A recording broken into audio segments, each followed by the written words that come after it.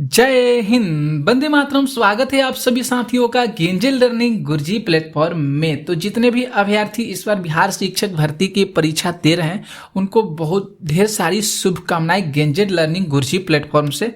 आप लोग इस बार किसी तरह अच्छे तरीका से जो भी चीज़ को पढ़ाया गया है आप लोग उसको एग्जाम में अच्छे तरीका से दीजिए। जो भी प्रश्न आ रहे हैं आप लोग उसको अच्छे तरीका से कीजिए। ये जो है आपको इस समय ही बहुत मदद करता है। तो ये भी प्रैक्टिस सेट बहुत इंपॉर्टेंट प्रश्नों के साथ लिए हम जितने भी प्रश्न हैं आपके लिए बहुत इंपॉर्टेंट है।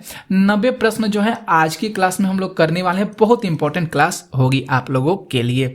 तो आइए स्टार्ट करते हैं। प्रश्न पहला, यहाँ पे जो पहला प्रश्न है कि प्रागैतिहासिक काल के पहले युग को क्या कहा जाता है। तो प्रागैतिहासिक काल के पहले युग को पूरा पाषाण काल युग कहा जाता है। यहाँ पे देखें तो राइट आंसर यहाँ पे जो डी होगा ये बिल्कुल सही होगा। बहुत इंपॉर्टेंट सा प्रश्न है, बीपीएससी के द्वारा पूछा भी गया है इस प्रश्न को कि प्रागैतिहासिक काल के पहले युग को क्या कहा जाता है। तो पूरा पाषाण काल युग कहा जाता है। नेक्स्ट प्रश्न यहाँ पे देखिए, दूसरा जो प्रश्न है कि जैनियों द्वारा अपने पवित्र ग्रंथों के लिए सामूहिक रूप से किस शब्द का प्रयोग किया जाता है। तो जैनियों द्वारा जो पवित्र ग्रंथ का जो शब्द का प्रयोग किया जाता है उसका नाम हो जाएगा अंग।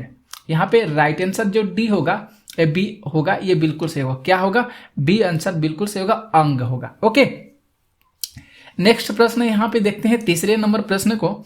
यहाँ पे जो तीसरा प्रश्न है कि अशोक का जौगढ़ शिलालेख किस राज्य में अवस्थित है। तो अशोक का जो जौगढ़ शिलालेख है वह उड़ीसा राज्य में स्थित है। यहाँ पे जो तीसरा का जो ऑप्शन सी है ये बिल्कुल सही हो रहा है। नेक्स्ट प्रश्न आइए देखते हैं। चौथा जो प्रश्न है कि बादामी चालुक्यों के बादामी जाने से पहले उनकी राजधानी डैश थी। अच्छा सा प्रश्न आगे आइए। तो उनकी राजधानी जो थी ए होल थी। क्या थी? ए होल थी। जो इसका राइट आंसर है डी ऑप्शन सही होगा। नेक्स्ट प्रश्न देखिए, यहाँ पे 5 नंबर प्रश्न। यहाँ पे जो 5 नंबर प्रश्न है कि चंगेज खान के अधीन मंगोलों ने किसके शासनकाल में भारत पर आक्रमण किया। तो मंगोलों ने जो है इल्तुतमिश के शासनकाल में आक्रमण किया भारत पर। राइट आंसर यहाँ पे जो सी हो रहे हैं ये बिल्कुल सही होंगे, इल्तुतमिश होंगे। ओके, नेक्स्ट देखिए यहाँ पे जो 6 नंबर प्रश्न है। यहाँ पे जो 6 नंबर प्रश्न है कि 15वीं शताब्दी में यहाँ पे जो उस शहर का नाम बताना है कि सबसे महत्वपूर्ण विवरणों में से एक का जिक्र अब्दुल रजाक समरकंदी से प्राप्त होता है, उसका क्या नाम है। तो यहाँ पे जो ऑप्शन जो ए होगा बिल्कुल सही होगा, विजयनगर। उस शहर का क्या नाम है? विजयनगर। ठीक है, जिसमें सबसे महत्वपूर्ण विवरणों का उल्लेख है, उसका जिक्र किया गया है, जिसमें अब्दुल रजाक और समरकंदी से प्राप्त होते हैं। नेक्स्ट प्रश्न है यहाँ पे देखिए। यहाँ पे जो 7 नंबर प्रश्न है कि भारत में पुर्तगाली शासन को समाप्त करने वाले इंस्ट्रूमेंट ऑफ सरेंडर पर किसके हस्ताक्षर किए गए थे। बहुत सुंदर सा प्रश्न है और बहुत मोस्ट इंपॉर्टेंट प्रश्न है कि किसके हस्ताक्षर जो है किए गए थे। तो यहाँ पे देखें तो देखिए यहाँ पे जो राइट आंसर होगा ए ऑप्शन बिल्कुल सही होगा, 19 दिसंबर 1961 ईस्वी में। 19 दिसंबर 1961 ईस्वी में हस्ताक्षर किए गए थे। नेक्स्ट प्रश्न है यहाँ पे जो 8 है कि वर्ष 1854 में भारत की पहली कपास मिल की स्थापना कताई मिल के रूप में डैश में की गई थी। तो यहाँ पे कहाँ की गई थी? जो कपास मिल की स्थापना है बम्बई शहर में की गई थी। कहाँ पे?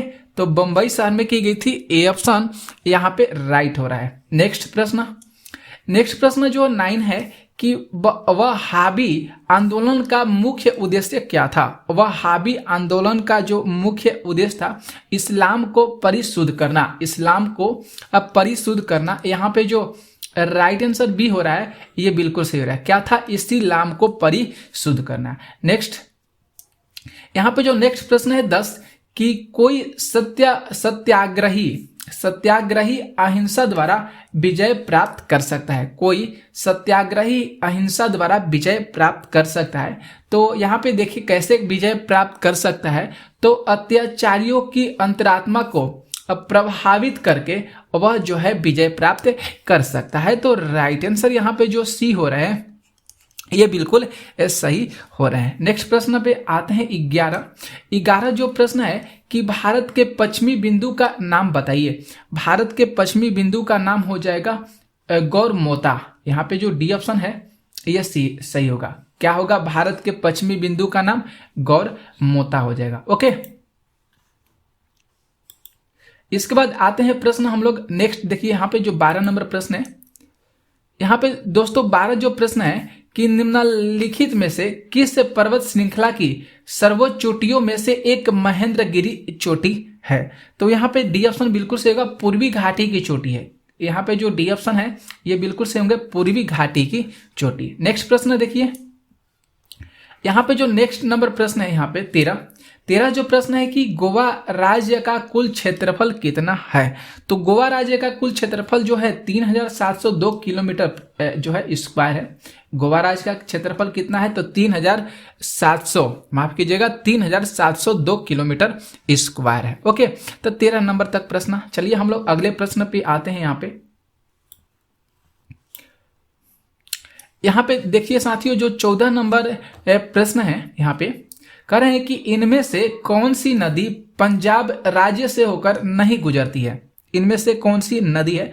तो नदी का नाम जो हो जाएगा गंगा। ये गंगा नदी जो है पंजाब राज्य से होकर नहीं गुजरती है। बाकी सतलज, झेलम और रावी नदी जो है पंजाब राज्य से होकर गुजरती है। नेक्स्ट प्रश्न पे आते हैं। देखिए 15 प्रश्न है कि मेघालय की किन पहाड़ियों पर मानसीराम स्थित है? तो मेघालय की किन पहाड़ियों पर मानसीराम स्थित है? तो डी ऑप्शन सही होगा, खांसी पे। यहाँ पे जो डी ऑप्शन हो रहे हैं ये बिल्कुल से खांसी पर जो है यह मानसीराम स्थित है। नेक्स्ट देखते हैं प्रश्न 16 कि ब्रह्मांड जो है इसके अध्ययन को किस नाम से जाना जाता है? इसके अध्ययन को कॉस्मोलॉजी के नाम से जाना जाता है। यहाँ पे ए ऑप्शन बिल्कुल सही होगा, ब्रह्मांड जो हो जाएगा इसके अध्ययन को कॉस्मोलॉजी के नाम से जाना जाता है। नेक्स्ट प्रश्न देखते हैं यहाँ पे, देखिए ध्यान से। यहाँ पे जो 17 प्रश्न है कि वर्ष के किस दिन पृथ्वी जो है अपसौर नामक स्थिति में सूर्य से सबसे अधिक दूरी पर होती है? तो सूर्य से जो सबसे अधिक दूरी पर होती है वह 4 जुलाई को होती है। राइट आंसर यहाँ पे सी हो रहे हैं। 18 प्रश्न है कि पृथ्वी की पपड़ी में मुख्य रूप से डैश शामिल है? तो पृथ्वी की पपड़ी में मुख्य रूप से सिलिका शामिल है। यहाँ पे जो सी ऑप्शन है ये बिल्कुल सही हो रहे हैं। नेक्स्ट प्रश्न देखिए यहाँ पे 19 नंबर जो प्रश्न है कि भारत सरकार अधिनियम 1919 को किस और नाम से जाना जाता है? तो भारत सरकार जो अधिनियम है उसे मॉन्टेस्क्यू चेम्सफोर्ड रिपोर्ट के नाम से जाना जाता है। राइट आंसर यहाँ पे जो डी हो रहा है बिल्कुल सही हो रहे हैं।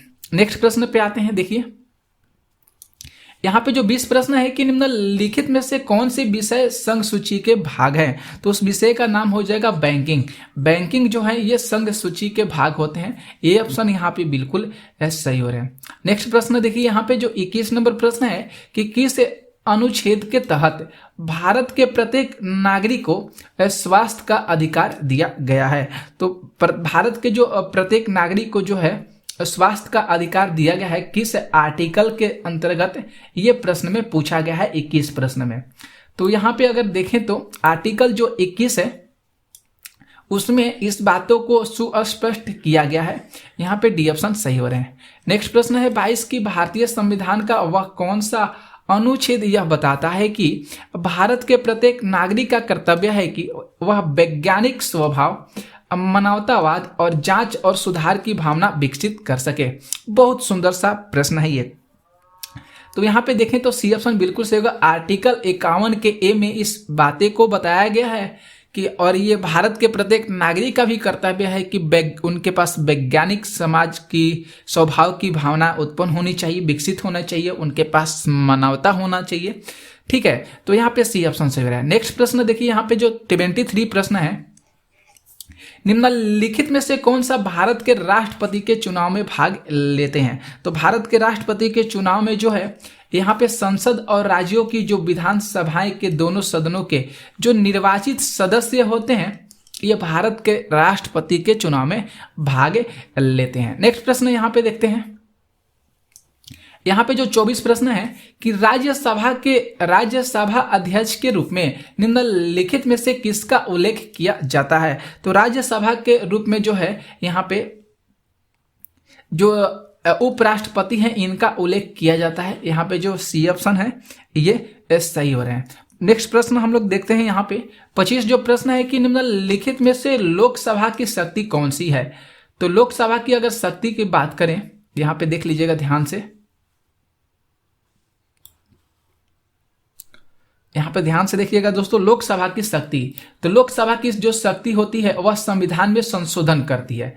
यहाँ पे अगर बात करें तो ए ऑप्शन बिल्कुल सही होगा, संविधान में संशोधन करती है लोकसभा की शक्तियां। तो ए ऑप्शन 25 के सही हो रहे हैं। ठीक है, नेक्स्ट प्रश्न पे हम लोग आते हैं 26 नंबर पे।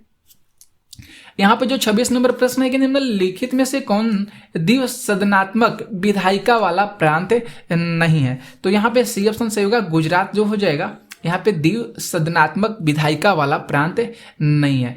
यहाँ पे चलते हैं नेक्स्ट प्रश्न पे। यहाँ पे जो 27 प्रश्न है कि निम्नलिखित में से कौन से राज्य 1987 में भारतीय संघ के 23वें, 24वें और 25वें राज्य के रूप में अस्तित्व में आया था। बहुत अच्छा सा प्रश्न है। तो बी ऑप्शन यहाँ पे सही होगा, मिजोरम, इसके बाद अरुणाचल प्रदेश और इसके बाद गोवा। ये 3 राज्य जो हैं 23वें, 24वें और 25वें राज्य के रूप में अस्तित्व में आए थे। ओके, कब? 1987 में। इस डेट को भी ध्यान पे रखिएगा। नेक्स्ट प्रश्न देखिए यहाँ पे 28 प्रश्न है कि किस प्रकार के शासन में शासकों का चुनाव लोग करते हैं। तो ये जो है लोकतंत्र, यहाँ पे जो डेमोक्रेटिक है बी ऑप्शन ये सही होंगे, क्योंकि लोकतंत्र के शासन में ही शासकों को चुनाव जो है लोगों के द्वारा किया जाता है। ठीक है, 29 प्रश्न आते हैं। यहाँ पे जो 29 प्रश्न है कि केंद्र राज्य संबंधों से संबंधित मुद्दों की जांच के लिए केंद्र सरकार से किस आयोग की नियुक्ति की थी। तो जो सरकारिया आयोग होता है इसकी नियुक्ति हुआ था। यहाँ पे सी ऑप्शन सही हो रहे हैं। नेक्स्ट प्रश्न पे हम लोग आते हैं। अगला यहाँ पे आगे देख सकते हैं प्रश्न जो यहाँ पे 30 प्रश्न है कि 6 से 14 साल के बच्चों को शिक्षा का मौलिक अधिकार प्रदान करने वाले मुक्त और अनिवार्य शिक्षा का अधिकार अधिनियम को किस वर्ष स्वीकृति मिली है। तो जो है 2009 में इसकी स्वीकृति मिली है कि 6 से 14 साल के बच्चों को मौलिक अधिकार जो है शिक्षा प्रदान करने का 2009 में इसका स्वीकृति मिली है। ठीक है, 31 प्रश्न है कि भारतीय राजनीतिक पार्टी सीपीआईएम का पूरा नाम क्या है। सीपीआईएम यहाँ पे लिखा गया है, तो इसका जो पूरा नाम हो जाएगा कम्युनिस्ट पार्टी ऑफ इंडिया, जो मार्क्सवादी से रिलेटेड है। डी ऑप्शन यहाँ पे सही होगा, communist party of India. Next प्रश्न देखिए यहाँ पे जो 32 प्रश्न है, निम्नलिखित में से चीन का राष्ट्रीय पंछी कौन सा है। तो चीन का राष्ट्रीय पंछी जो है लाल मुकुट वाला क्रेन। यहाँ पे जो बी ऑप्शन है ये सही होगा, लाल मुकुट वाली जो क्रेन है यह चीन का राष्ट्रीय पंछी है। नेक्स्ट प्रश्न यहाँ पे जो आते हैं 33 प्रश्न है कि एडविन लुटियंस और हर्बर्ट बेकर 2 आर्किटेक्ट हैं जिन्होंने किस शहर का डिजाइन तैयार करने का श्रेय उनको प्राप्त हुआ है, श्रेय उनको दिया जाता है। उनको जो दिया जाता है श्रेय नई दिल्ली में, उस शहर का क्या नाम हो जाएगा, नई दिल्ली। ठीक है, जिन्होंने शहर के डिजाइन तैयार करने का श्रेय उनको प्राप्त होता है। किनको? तो एडविन लुटियंस और हर्बर्ट बेकर। ठीक है, जो आर्किटेक्ट्स है। आगे प्रश्न पे आते हैं हम लोग। यहाँ पे देख सकते हैं, यहाँ पे जो 34 प्रश्न है कि पाकिस्तान के खिलाफ कारगिल युद्ध किस वर्ष शुरू हुआ था। तो पाकिस्तान के खिलाफ कारगिल युद्ध 1999 में शुरू हुआ था। कब शुरू हुआ था साथियों? 1999 में। 35 प्रश्न है कि निम्न में से कौन सा कथन सी राजगोपालचारी के बारे में सत्य है।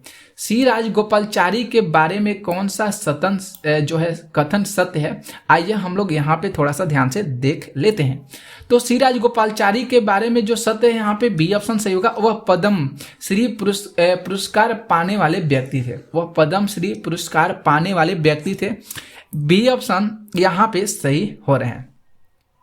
नेक्स्ट प्रश्न पे आते हैं। यहाँ पे जो 36 प्रश्न है कि अपनी स्वतंत्रता के पहले बांग्लादेश देश का हिस्सा था। तो अपनी स्वतंत्रता से पहले की बातें किया है यहाँ पे, तो सी ऑप्शन सही होगा पाकिस्तान। किसका हिस्सा था? तो पाकिस्तान का हिस्सा था। नेक्स्ट प्रश्न यहाँ पे जो 37 प्रश्न है कि खुला बाजार कार्यवाही से क्या तात्पर्य है? तो खुला बाजार कार्यवाही से यही तात्पर्य है कि आरबीआई, जिसको भारतीय रिजर्व बैंक द्वारा सरकारी प्रतिभूतियों की खरीद और बिक्री, भारतीय रिजर्व बैंक द्वारा सरकारी प्रतिभूतियों की खरीद और बिक्री, सी ऑप्शन यहाँ पे सही हो रहे हैं। नेक्स्ट प्रश्न है 38 प्रश्न है कि जनगणना 2011 के अनुसार केरल के बाद किस राज्य की साक्षरता दर सबसे अधिकतम है? बहुत अच्छा सा प्रश्न है। तो मिजोरम की जो साक्षरता दर है वह सबसे अधिक है। राइट आंसर बी यहाँ पे सही हो रहे हैं।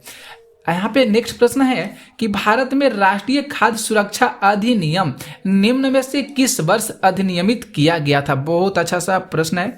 तो 2013 में इसको अधिनियमित किया गया था। ए ऑप्शन सही होंगे। नेक्स्ट प्रश्न है 40 की भारत में प्रथम पंचवर्षीय योजना का प्रारंभ किस वर्ष हुआ था? तो भारत में पंचवर्षीय योजना का प्रारंभ जो है 1951 ईस्वी में हुआ था। डी ऑप्शन यहाँ पे सही हो रहे हैं। नेक्स्ट प्रश्न पे आइए, हम लोग नेक्स्ट प्रश्नों को देखते हैं। यहाँ पे जो 41 प्रश्न है यहाँ पे कि बीमारू में एम जो है किस राज्य को दर्शाता है? बीमारू में एम जो है किस राज्य को सूचित करता है? तो मध्य प्रदेश को सूचित करता है। एम से क्या है? मध्य प्रदेश जो है बीमारू राज्य है। नेक्स्ट प्रश्न यहाँ पे जो है कि भारतीय रिजर्व बैंक की स्थापना 1 अप्रैल 1935 को निम्न प्रावधानों के अनुसार की गई थी। अच्छा सा प्रश्न आ गया ये। तो भारतीय रिजर्व बैंक अधिनियम 1934, भारतीय रिजर्व बैंक अधिनियम 1934। नेक्स्ट प्रश्न यहाँ पे जो है 43 प्रश्न है कि आयत पर कर निम्नलिखित में से किसका उदाहरण है? तो ये जो उदाहरण है व्यापार अवरोध का उदाहरण है। किसका उदाहरण है? तो व्यापार अवरोध का उदाहरण है। 44 प्रश्न है कि ध्वनि की तीव्रता मापने की इकाई को क्या मतलब कहते हैं? तो डेसिबल जो होता है, यहाँ पे जो टी ऑप्शन है ये सही होंगे, जो ध्वनि की तीव्रता को मापते हैं। 45 प्रश्न 45 प्रश्न है कि 1 पाउंड जो है किसके औंस के बराबर होते हैं? तो 1 पाउंड जो है 16 औंस के बराबर होते हैं। याद कीजिएगा, अच्छा सा प्रश्न है ये, 16 औंस के बराबर होते हैं। ठीक है, 1 पाउंड। अगला नेक्स्ट प्रश्न देखते हैं। यहाँ पे जो 46 प्रश्न है यहाँ पे कि निम्नलिखित भौतिक मात्राओं में से कौन सी एक अदिश राशि है? अदिश राशि की बात किया है तो सी ऑप्शन इसको हम लोग सही करेंगे। यंग का जो मापक होंगे ये अदिश राशि के उदाहरण है। 47 प्रश्न है कि लोलक द्वारा एक दोलन पूरा करने में लिए गए समय को क्या कहते हैं? तो एक दोलन द्वारा जो लिया गया समय होता है उसको आवर्तकाल कहा जाता है। उसे क्या कहा जाता है साथियों? तो उसे आवर्तकाल कहा जाता है। नेक्स्ट प्रश्न पे हम लोग चलते हैं, अगले नंबर प्रश्न पे। यहाँ पे जो 48 प्रश्न है, यहाँ पे जो 48 प्रश्न कर रहे हैं कि एक ताजे अंडे को नमक के पानी में डालने पर क्या होता है? तो एक ताजे जो अंडे होते हैं उसको नमक के पानी में हम लोग जब डालते हैं तो वह जो है तैरने लगता है। यहाँ पे जो सी ऑप्शन है ये बिल्कुल सही होगा। बहुत सुंदर सा प्रश्न भी है। नेक्स्ट प्रश्न यहाँ पे देखिए 49 जो प्रश्न है कि आकाश का रंग नीला दिखाई देता है क्योंकि वायुमंडल में नीले रंग का प्रकाश दूसरे रंगों की तुलना में डैश अधिक होती है। बहुत अच्छा सा प्रश्न है। तो डी ऑप्शन सही होगा। यहाँ पे प्रकीर्णन के कारण यहाँ पे जो प्रकीर्णित दिया गया है ये बिल्कुल सही होंगे। 50 प्रश्न है कि निम्न में से कौन सा तत्व एक उप धातु है? तो इसमें से डी ऑप्शन सही होगा। सिलिकॉन जो हो जाएंगे यहाँ पे, ये जो है एक उप धातु है।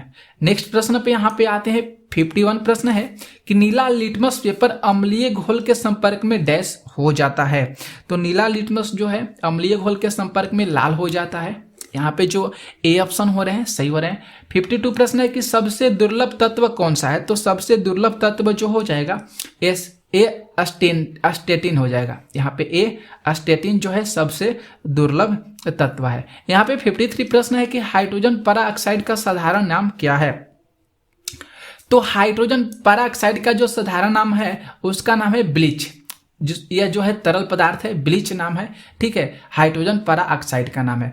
यहाँ पे जो 54 प्रश्न है कि कौन सा रासायनिक सिद्धांत यह प्रतिपादित करता है कि कार्बन डाइऑक्साइड की घुलनशीलता बढ़ाने के लिए शीतल पेय और सोडा की बोतलों को उच्च दाब पर सील किया जाता है? बहुत अच्छा सा प्रश्न है दोस्तों। तो हेनरी के सिद्धांत पर ये जो बातें को बताया गया है, ये जो होता है ये हेनरी के सिद्धांत पर लागू होता है। डी ऑप्शन यहाँ पे सही हो रहे हैं। नेक्स्ट प्रश्न पे हम लोग आते हैं, चलते हैं दोस्तों। यहाँ पे जो 55 प्रश्न है, यहाँ पे देखिए, कह रहे हैं कि निम्नलिखित में से कौन से पदार्थ काले और सफेद फोटोग्राफी में उपयोग किया जाता है? बहुत अच्छा सा प्रश्न है। डी ऑप्शन यहाँ पे सही होगा, सिल्वर ब्रोमाइड। फोटोग्राफी के रूप में किसका प्रयोग किया जाता है? तो सिल्वर ब्रोमाइड का प्रयोग किया जाता है। बहुत इंपॉर्टेंट सवाल है, बीपीएससी के द्वारा पूछा गया सवाल है, तो इसे ध्यान में जरूर रखिएगा। जो भी शिक्षकगण इस तैयारी कर रहे हैं, इस पर एग्जाम देने जा रहे हैं। 56 प्रश्न है कि निम्नलिखित में से कौन कार्बोलिक अम्ल के नाम से जाने जाते हैं? तो कार्बोलिक अम्ल के नाम से फिनॉल को जाना जाता है। ए ऑप्शन यहाँ पे सही हो रहे हैं। देखिए दोस्तों, ये कोई भी प्रश्न बेकार नहीं होते हैं, कोई भी प्रश्न जो होते हैं खराब नहीं होते हैं, तो इसलिए ध्यान में रखिएगा। कहीं से भी प्रश्न जो है बीपीएससी के द्वारा पूछा जा सकता है, और ये जितने सारे प्रश्न हम कराए हैं आप लोगों को, ये सारे बीपीएससी के द्वारा पूछे गए ही प्रश्न हैं। नेक्स्ट प्रश्न यहाँ पे जो 57 प्रश्न है कि मछलियों के वैज्ञानिक अध्ययन को क्या कहा जाता है? तो मछलियों के वैज्ञानिक अध्ययन को इकिथियोलॉजी के नाम से जाना जाता है। डी ऑप्शन यहाँ पे सही हो रहे हैं। 58 प्रश्नों को ध्यान से देखिए। 58 यहाँ पे जो प्रश्न है ब्लैंक्स दिया गया है पहले ही, कि प्राणी संघ के प्राणियों को सामान्यतः स्पंज कहते हैं, वह लवणीय और असीमित होते हैं। उस कौन से प्राणी जो है इसको कहा जाता है? तो पोरीफेरा जो प्राणी होते हैं इसको स्पंज कहा जाता है, और ये लवणीय और असीमित होते हैं। यहाँ पे जो 59 प्रश्न है नेक्स्ट नंबर की, कीटों में स्थित श्वसन अंग का नाम क्या है? तो कीटों में स्थित श्वसन अंग का नाम जो है श्वास नली होता है। डी ऑप्शन सही हो रहे हैं। 60 प्रश्न है कि निम्नलिखित में से किस परजीवी के कारण गिनी कृमि रोग होता है? किस परजीवी के कारण गिनी कृमि रोग होता है? तो उस परजीवी का नाम हो जाएगा ड्रेकनकुलस मेडिनेसिस। यहाँ पे जो सी ऑप्शन है ये बिल्कुल सही हो रहे हैं। ड्रेकनकुलस मेडिनेसिस जो है ये परजीवी है जो कृमि के रोग होते हैं। नेक्स्ट प्रश्न यहाँ पे जो 61 प्रश्न है, कह रहा है कि बल्लम काली बोट रेस किस राज्य में आयोजित किया जाता है? बल्लम काली बोट रेस, माफ कीजिएगा, किस राज्य में आयोजित किया जाता है? तो आइए हम लोग देखते हैं किस राज्य में इसको आयोजित किया जाता है। तो उस राज्य का नाम हो जाएगा केरल, बल्लमपट्टी। यहाँ पे जो ए ऑप्शन सही होंगे। यहाँ पे 62 प्रश्न है कि झिझिया नृत्य की उत्पत्ति भारत के किस राज्य में हुई थी? तो झिझिया नृत्य की उत्पत्ति जो है बिहार राज्य में हुई थी। यहाँ पे बी ऑप्शन सही हो रहे हैं। 63 प्रश्न है, यहाँ पे आगे चलते हैं, देखिएगा ध्यान से, कि भारतीय संगीत वाद्य यंत्र संवादिनी किस प्रकार का वाद्य यंत्र है? तो ये संवादिनी जो है वायु वाद्य यंत्र है। बी ऑप्शन सही होंगे। 64 प्रश्न है कि भारतीय नृत्य रूपों का उदाहरण निम्न में से किससे मिलता है? तो ये जो मिलता है ये नाट्य शास्त्र से मिलता है। यहाँ पे बी ऑप्शन सही हो रहे हैं। नेक्स्ट प्रश्न यहाँ पे जो 65 प्रश्न है कि भारत में गुड गवर्नेंस डे किसके जन्मदिन पर मनाए जाते हैं? तो ये जो है अटल बिहारी वाजपेयी के जन्मदिन पर गुड गवर्नेंस डे मनाए जाते हैं। 66 प्रश्न है कि 1903 में भौतिकी का नोबेल पुरस्कार जीतने वाली पहली महिला कौन थी? बहुत अच्छा सा ये प्रश्न है।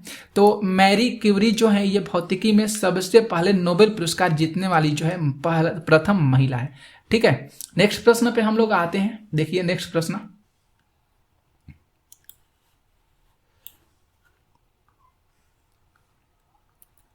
यहाँ पे जो 67 प्रश्न है, माफ कर रहे हैं कि निम्नलिखित में से कौन सा देश विश्व व्यापार संगठन का सदस्य नहीं है? तो बी ऑप्शन सही हो जाएगा। यहाँ पे जो ईरान है ये विश्व व्यापार संगठन के सदस्य नहीं है।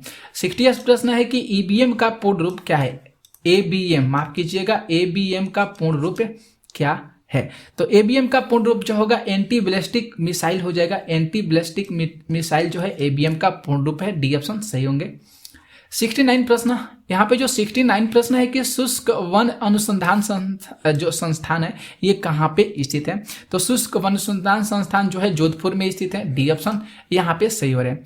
70 प्रश्न है कि डैश को गोल्डन सिटी के नाम से जाना जाता है? तो गोल्डन सिटी के नाम से जो है जैसलमेर को जाना जाता है, डी ऑप्शन सही हो रहे हैं। यहाँ पे अगला आते हैं प्रश्न जो 71 प्रश्न है कि महात्मा गांधी का निधन कब हुआ था? तो महात्मा गांधी का जो निधन है 30 जनवरी 1948 को हुआ था, यहाँ पे बी ऑप्शन बिल्कुल सही हो रहा है। ठीक है, यहाँ पे 72 प्रश्न है कि बचपन बचाओ आंदोलन के संस्थापक कौन थे? अच्छा सा ये प्रश्न है, बचपन बचाओ आंदोलन के संस्थापक कैलाश सत्यार्थी, यहाँ पे जो डी ऑप्शन है ये सही होगा। कैलाश सत्यार्थी जो थे बचपन बचाओ आंदोलन के संस्थापक थे। क्लियर। नेक्स्ट प्रश्न पे आते हैं हम लोग। यहाँ पे 73 प्रश्न है कि गीता सेठी किस खेल के साथ जुड़ी हुई है? तो गीता सेठी जो है ये बिलियर्ड से रिलेटेड है, यहाँ पे ए ऑप्शन जो है सही हो रहे हैं। यहाँ पे जो 74 प्रश्न है कि निम्न में से किससे पादप जगत के उभयचर के नाम से जाना जाता है? पादप जगत के उभयचर के नाम से जाना जाता है, देख लीजिए यहाँ पे ध्यान से। तो यहाँ पे डी ऑप्शन बिल्कुल सही होगा, ब्रायोफाइटस को जाना जाता है। यहाँ पे जो डी ऑप्शन है ये सही हो रहा है। किसे जाना जाता है? तो बायोफाइटस के नाम से जाना जाता है। 75 प्रश्न है कि कंट्रोल यूनिट को कंप्यूटर डैश कहा जाता है? कंट्रोल यूनिट को कंप्यूटर डैश कहा जाता है उसको, तो उसको जो है स्नायु केंद्र अथवा मस्तिष्क जिसको ब्रेन कहा जाता है, ये कंप्यूटर का, यहाँ पे बी ऑप्शन सही हो रहे हैं। 76 प्रश्न है यहाँ पे कि कंप्यूटर शब्दावली में निबल को क्या कहा जाता है? तो कंप्यूटर शब्दावली में निबल को जो है आधा बाइट कहा जाता है, उसे क्या कहा जाता है? आधा बाइट कहा जाता है। 77 प्रश्न है कि निम्न में से कौन सा एक बाइनरी संख्या है? तो बाइनरी संख्या ये वाला हो जाएगा, यहाँ पे ए ऑप्शन सही है, 1001 और 01। 78 प्रश्न पे चलते हैं। यहाँ पे जो 78 प्रश्न है कि सर्वर वे कंप्यूटर हैं जो संसाधन उपलब्ध कराते हैं जो कि डैश से जुड़े होते हैं। संदर्शा ये प्रश्न है, तो बी ऑप्शन सही होगा, नेटवर्क हो जाएंगे। ठीक है, नेक्स्ट प्रश्न है कि इकोलॉजी शब्द की रचना किसने की? तो इकोलॉजी शब्द की रचना जो है अर्नेस्ट हेकेल के द्वारा किया गया था, इकोलॉजी शब्द की रचना। नेक्स्ट प्रश्न है यहाँ पे कि ग्रेट बैरियर रीफ कहाँ स्थित है? तो ग्रेट बैरियर जो रीफ है ये प्रशांत महासागर में स्थित है, यहाँ पे ए ऑप्शन बिल्कुल सही हो रहा है। ठीक है, चलते हैं नेक्स्ट प्रश्न पे। यहाँ पे 81 प्रश्न पे, यहाँ पे दोस्तों देखिए 81 प्रश्न कह रहा है यहाँ पे कि भारत की G20 अध्यक्षता के तहत सस्टेनेबल फाइनेंशियल वर्किंग ग्रुप की पहली बैठक 2 फरवरी 2023 को कहाँ हुई थी? बहुत अच्छा सा प्रश्न ये है, तो डी ऑप्शन सही होगा, गुवाहाटी में हुआ था। कहाँ पे हुआ था? गुवाहाटी में हुआ था। 82 प्रश्न है कि विश्व आर्द्रभूमि दिवस 2 फरवरी की 2023 की थीम क्या है? अच्छा सा प्रश्न है, बहुत अच्छा सा प्रश्न है ये। ए ऑप्शन यहाँ पे सही होगा, it's time for wetland restoration. यहाँ पे जो ए ऑप्शन है ये सही हो रहा है। जो इसकी थीम थी आर्द्रभूमि दिवस की जो थीम है कि it's time for wealth lands restoration. ठीक है, 83 प्रश्न पे आते हैं हम लोग। देखिए यहाँ पे जो UPI LIT फीचर लॉन्च करने वाला पहला भुगतान बैंक कौन सा बन गया है? बहुत अच्छा सा ये भी प्रश्न है दोस्तों। ए ऑप्शन याद कीजिएगा, पेटीएम पेमेंट बैंक। कौन सा है? Paytm payment bank. 84 प्रश्न है कि 7 फरवरी 2023 को ड्रोन के लिए भारत का पहला ट्रैफिक मैनेजमेंट सिस्टम किसने लॉन्च किया है? तो भारत का ट्रैफिक मैनेजमेंट सिस्टम जो है स्काई एयर को लॉन्च किया गया है, यहाँ पे बी ऑप्शन ये सही होंगे। 85 प्रश्न देखिए, 85 प्रश्न है कि फरवरी 2023 में किस राज्य सरकार ने वन फैमिली वन आईडी के निर्माण से पोर्टल लॉन्च किया है? तो उसका नाम हो जाएगा उत्तर प्रदेश। उस राज्य का नाम क्या है? उत्तर प्रदेश। ठीक है, चलिए आते हैं नेक्स्ट प्रश्न पे। यहाँ पे जो 86 प्रश्न है कि फरवरी 2023 में केंद्रीय शिक्षा मंत्री ने बच्चों के लिए उनके मूलभूत वर्षों में शिक्षण और अध्यापन सामग्री का शुभ आरंभ किया, उसका क्या नाम है? तो उसका जो नाम है जादुई पिटारा। ध्यान कीजिएगा, जादुई पिटारा, यहाँ पे ए ऑप्शन सही हो रहे हैं। 87 चलिए प्रश्न देखते हैं। 87 प्रश्न है कि फरवरी 2023 में घोषित यहाँ पे जो MISHTI ये जो योजना है ये किससे रिलेटेड है? तो ये योजना जो है मैंग्रोव से रिलेटेड है। किससे रिलेटेड है? तो मैंग्रोव से रिलेटेड है। 88 प्रश्न है कि यहाँ पे जो पीएम प्रणाम योजना की घोषणा फरवरी 2023 में की गई थी, इसका उद्देश्य क्या था? तो इसका उद्देश्य जो था कृषि से रासायनिक उर्वरकों के प्रयोग को कम करना। सी ऑप्शन यहाँ पे सही हो रहा है। और 89 जो यहाँ पे प्रश्न है कि फरवरी 2023 में अंतर्राष्ट्रीय मातृभाषा पुरस्कार से किसे सम्मानित किया गया है? तो जो डॉक्टर महेंद्र कुमार मिश्रा हैं, इनको जो है अंतर्राष्ट्रीय मातृभाषा पुरस्कार से सम्मानित किया गया। आगे प्रश्न पे हम लोग चलते हैं 90 प्रश्न पे। 90 प्रश्न है कि पत्रकारिता में उत्कृष्ट के लिए प्रतिष्ठित राजा राम मोहन राय राष्ट्रीय पुरस्कार किसे दिया गया है? तो ये जो पुरस्कार दिया गया है बी के प्रसाद को दिया गया है। बी ऑप्शन बिल्कुल सही हो रहा है। तो साथियों हम लोग 90 प्रश्न किए, बहुत इंपॉर्टेंट ये प्रश्न है, बीपीएससी में आने वाला प्रश्न है, तो इसे जरूर देखिएगा, जितना हो सके आप लोग शेयर कर दीजिएगा। मिलते हैं नेक्स्ट वीडियो में ऐसे ही महत्वपूर्ण प्रश्नों के साथ। तो आप लोग इस चैनल पर बने रहेगा, जितना हो सके आप लोग इसे शेयर जरूर कर दीजिएगा। तब तक के लिए जय हिंद, जय भारत, बाय बाय।